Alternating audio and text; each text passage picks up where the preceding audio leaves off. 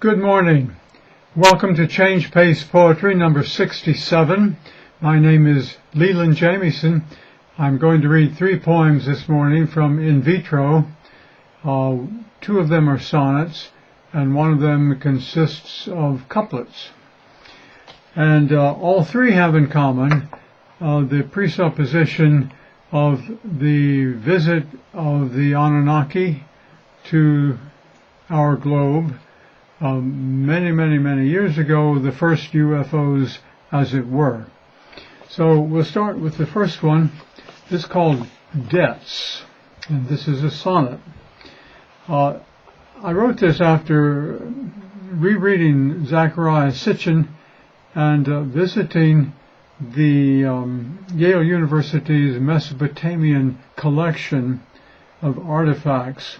It was in an old, cold, drafty building. We wore our winter jackets on inside. It was that cold. So here's the poem. It's called Debts, D-E-B-T-S. And I would say I'm accompanied by my wife, and this is in her address to her. Our guide placed in our hands flat blobs of clay baked hard 5,000 years ago between the Tigris and Euphrates. He, blasé, no gloves, did not ask if our hands were clean. Amazed, I gazed at my blob's close-packed, wedge-shaped writing, cuneiform. The script was fine. It covered front and back and wrapped each edge. He, IOU and buyer's credit line. You, have you read Professor Sitchin's work? Oh, Sitchin? No, heard he writes poppycock. He bristled, scowled, and flashed a blue-lipped smirk. Yale doesn't do sci-fi. Such careless talk. We held the weight of evidence of debt.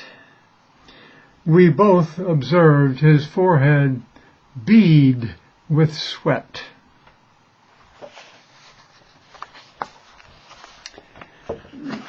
This next poem is called Confessing a Mind of Violence. It was motivated by meditating on the film Gone with the Wind and 6 years of living in Raleigh, North Carolina in the late 1950s at the time of the lunch counter sit-ins. And this poem is with thanks to Zecharia Sitchin. I was an introverted Boston Yank who found the deep South weather hot and rank.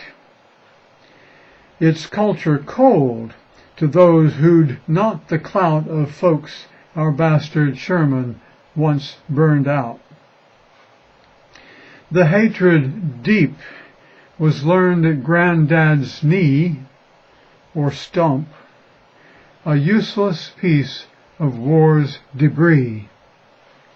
Contempt, although a century old, lived on across the quickened splice of living brawn. Our violence knows no end, nor can its germ. We all are sprung from Anunnaki sperm, abused to serve gold-digging pirates' ends. With genes, no one of us today transcends.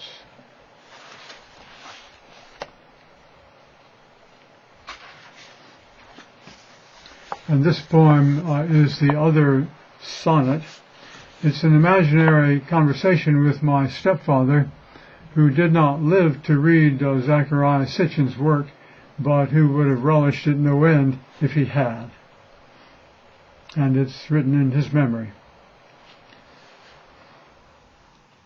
He'd gaze at me, or I should say the title is Aquarian on a Quiet Rant. He'd gaze at me, his eyebrows all awry, profuse as blooming bridal wreath come May, eyes brown as buried acorns squirrels mislay. He'd reach out, touch my hand, let go a sigh. Thank you for thinking your old man might try again on dithering canes this mental fray.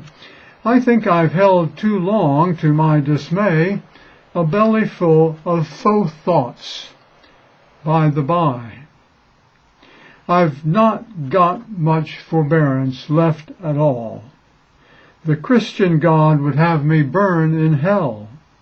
Our Anunnaki forebears would appall the toddlers playing at Iraq's deep well. Heads butting gold ore, brains like broken granite, we earthlings have a hard time on our planet.